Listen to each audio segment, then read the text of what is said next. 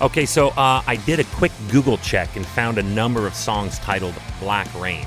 There's one by Rye, never heard of that. Creeper, no idea.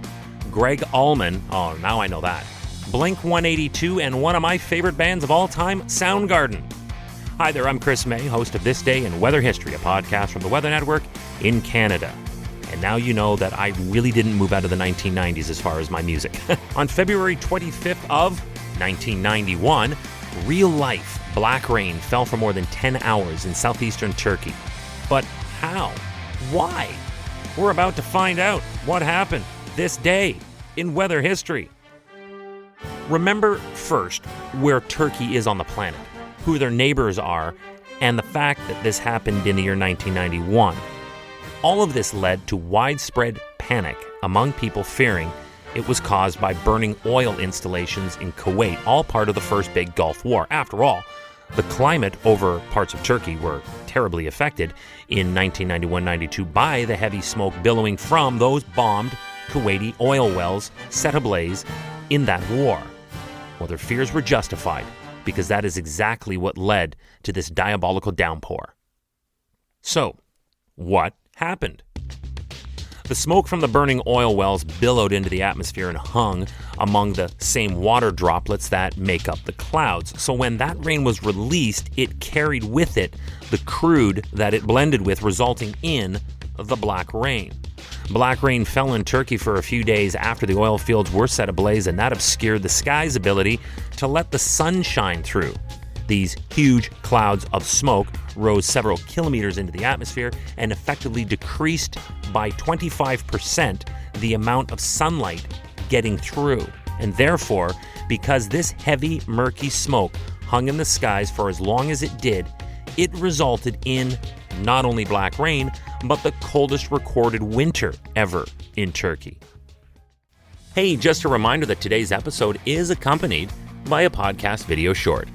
You can watch this 2-minute version of today's story on television on the Weather Network in Canada or online anywhere you are around the world at theweathernetwork.com/weather history. Now, they're shot right here in my podcast recording studio and include photos and video from when all this snow fell and what it looked like. Then after you listen to the rest of this episode, be sure to check out the podcast video short. The cyclonic whirl of this low-pressure system that effectively draws columns of air and moisture into the lower levels of the atmosphere as a normal part of the organic hydrologic cycle also collected up with it the soot, oil, and other poisons and toxins and guck from the burning oil, and this foul mixture was what fell as black rain. Turkish scientists found the smoking gun when they tested the rain and found that it indeed contained several substances present in Kuwaiti oil. The saddest postscript to this is that these carcinogenic effects were also seen a year later. The rain, which fell in southeastern Turkey on February 25th, this day in weather history, blackened the hands and faces of people caught outside and stained their clothes. Hanafi Dermakal, the governor of a region affected by the black rain, said, and I quote, "It first became all dark during the daytime, and then the black rain arrived." In an act of terrorism and war, Iraqi troops reportedly set fire to more than 600 wells in Kuwait, blackening the skies and filling the air with the stench of burning petroleum.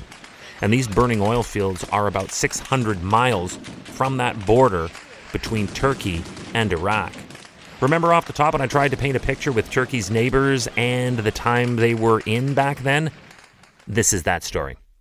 Turkey was not alone, actually. Western Iran was also hit particularly hard by the toxic rain. At times, there were these huge black clouds that were stretching out more than 900 miles. That's close to 1,600 kilometers over the skies of Western Iran.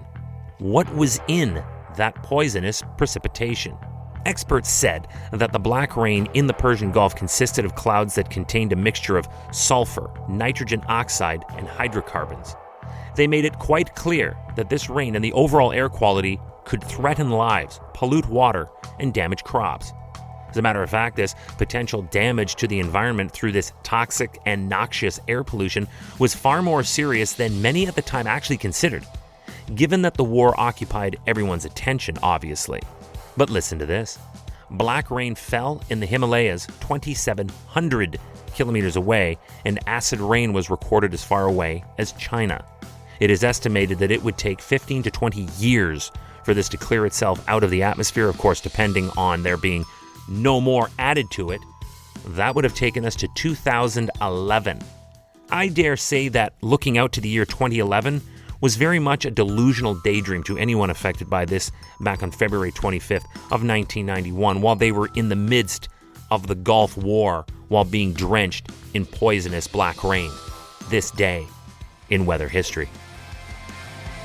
Tomorrow is February 26th, and although it was clean and white and safe, it was still rare for a snowstorm to hit Rome. Tomorrow, the puzzled Padres are pounded by fresh powder steps from the pontiff himself. Wow, that actually worked. Cool. Anyway, it's tomorrow on this day in weather history with me, your host, Chris May.